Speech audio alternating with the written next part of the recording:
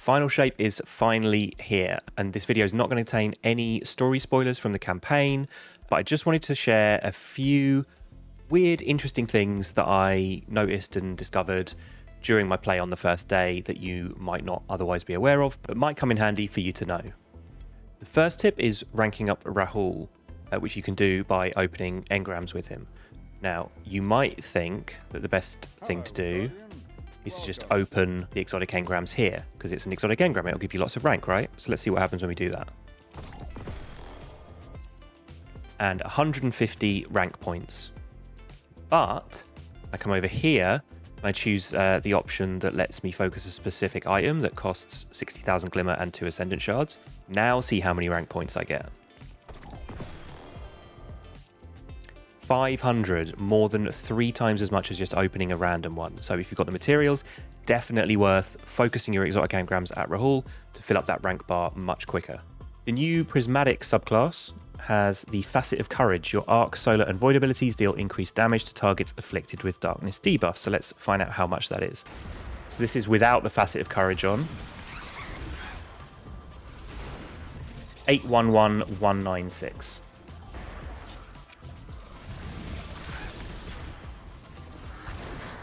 Nine 931. 936931. Divide 811196, and that's about a 15% increase. Pretty nice. The next thing I want to highlight is some weird interactions with the elements of certain weapons and abilities, both on normal subclasses as well as Prismatic, because there's some very interesting interactions there where they behave in slightly different ways than you might expect. So Mothkeeper Wraps, I'm a big fan of these. They give you 2 grenade charges of moth grenades. Each grenade contains 2 moths. 1 void for overshield, 1 arc to deal damage, and the arc moth that deals damage always deals arc damage, and this is important. For example, if we're on void, we've got Echo of Undermining. Your void grenades weaken targets, so the moth doesn't count as a void grenade. It doesn't weaken if you have Echo of Undermining on. However, it does work with Echo of Instability. Defeating targets with grenades grants volatile rounds to your void weapons, because it just specifies grenades, not void grenades. And a perk like Golden Tricorn, final blows with this weapon grant bonus damage while this buff is active. Grenade or melee kills of the same damage type greatly increase its damage and duration.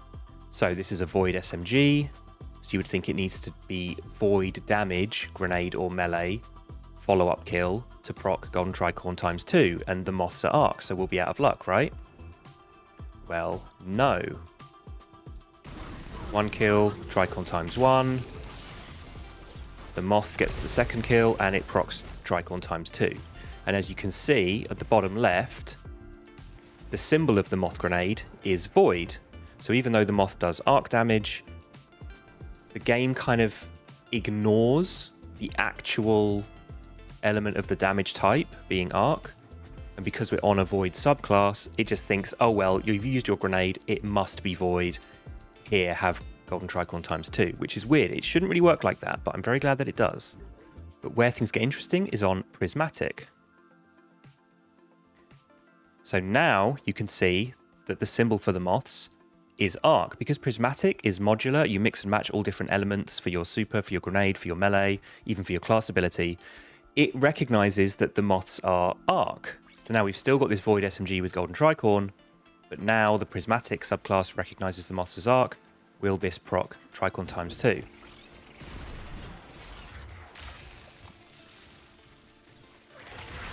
No, as you might expect. Just to double check, on my Prismatic loadout, I currently have the Solar Super. So what if we just change it to the Void Super, so at least the Super matches the SMG with Golden Tricorn? So the moth still displays as arc, but will this trick the game into giving us Tricorn ×2? It does. I hadn't pre-tested that. I was honestly not expecting that to work. So if you're running Prismatic, you can still match Mothkeeper's Wraps with Golden Tricorn, even though the moths only deal arc damage, as long as your super matches the weapon with Tricorn. That's really interesting. So because of that strange discovery, still got Mothkeeper wraps on. I've now got an Arc Golden Tricorn weapon on, but with Prismatic, with a Solar Grenade and Solar Super. Will the fact that the damage type of the Moths is actually Arc still proc Tricorn ×2, which it should? I doubt it. I think this is going to be a weird case where it just doesn't work.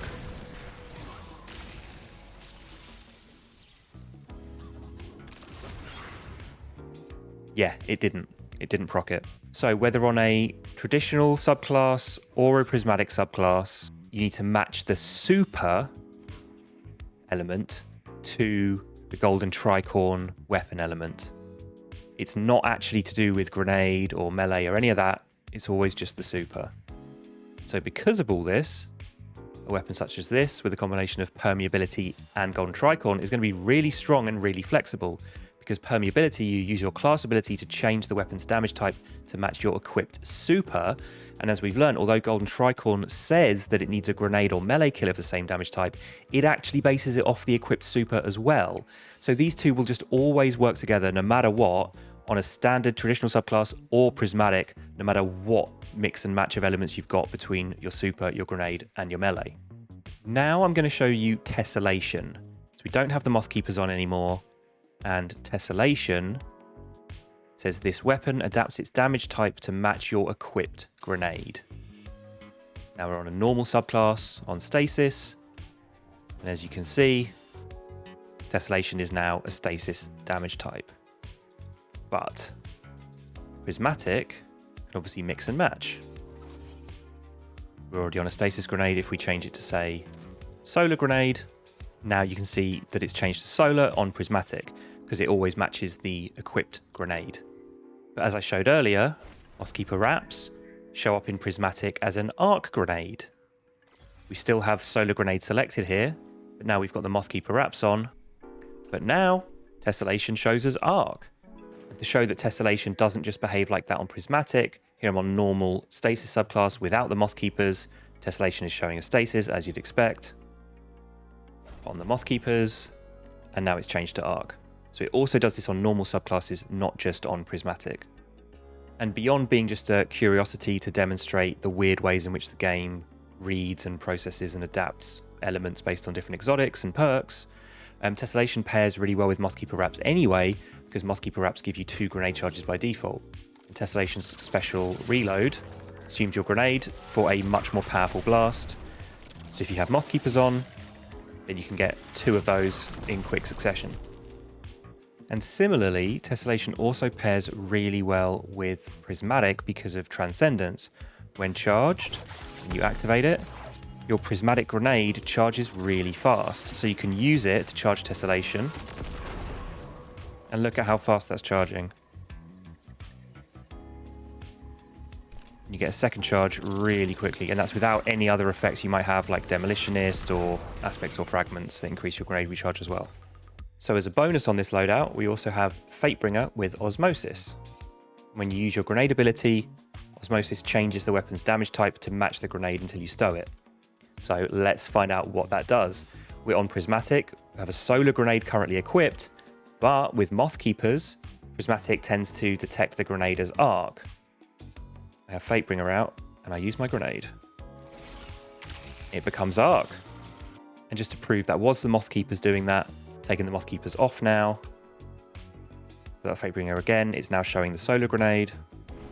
Throw it, Fatebringer becomes solar. The next weird interaction I want to highlight is to do with Amplified. Normally you need to be on the Arc normal subclass to get Amplified.